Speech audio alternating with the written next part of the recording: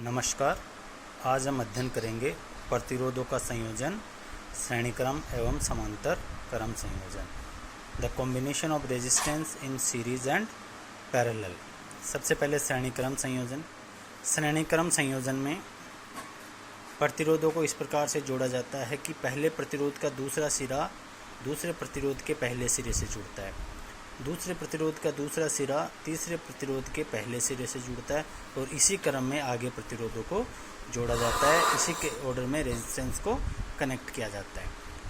इस रेजिस्टेंस के कॉम्बिनेशन को बाह्य बैटरी जिसका वोल्टेज V है उससे कनेक्ट किया जाता है। जैसा परिपथ में देख रहे हैं, जो धारा यहाँ से प्रवाहित होगी वही धारा इस पूरे कॉम्बिनेशन से पास होगी, जिसके कारण R1, R2, R3 से पास होने वाले करंट की वैल्यू सेम होगी, अर्थात प्रतिरोध R1, R2, R3 से प्रवाहित होने वाली धारा का मान समान होगा। अब अगर प्रवाहित होने वाली धारा का मान समान है और प्रतिरोधों की वैल्यू अलग अलग है, तो A और P के बीच का मान लो विभव V1 है, P और Q के बीच का विभव V2 है और Q और B के बीच का विभवांतर V3 है।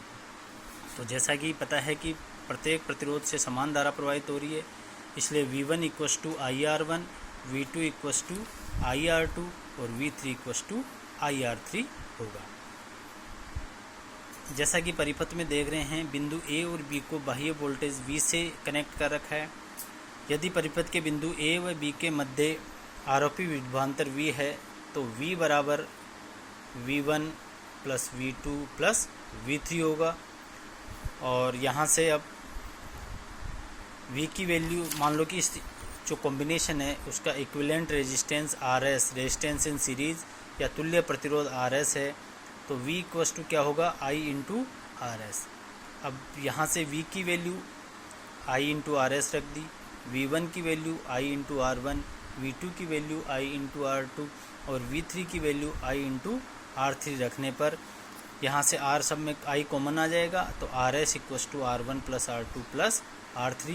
अर्थात जब भी प्रतिरोधों को श्रेणी क्रम में जोड़ा जाता है तो उनका इक्विवेलेंट रेजिस्टेंस या तुल्य प्रतिरोध उन सभी प्रतिरोधों के योग के बराबर होता है।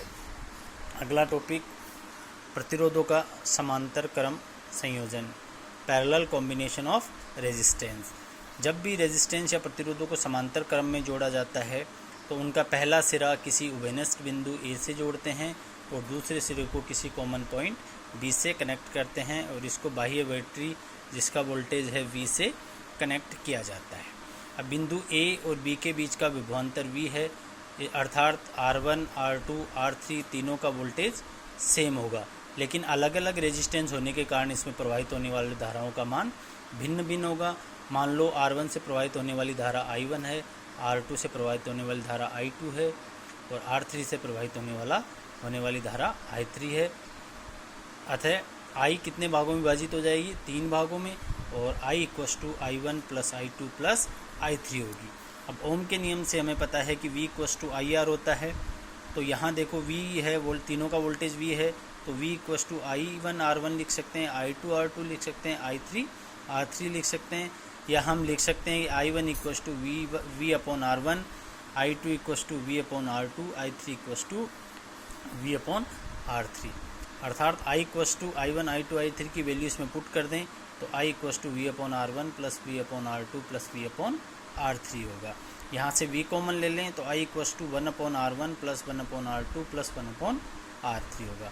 यदि इस समांतर क्रम संयोजन का तुल्य प्रतिरोध RP हो तो RP मतलब रेजिस्टेंस इन पैरेलल, तो I इक्वस टू क्या हो जाएगा, यहाँ इस तीनों की जगह इक्विवेलेंट रेजिस्टेंस क्या मान लेंगे RP, तो I equals to V upon RP हो जाएगा।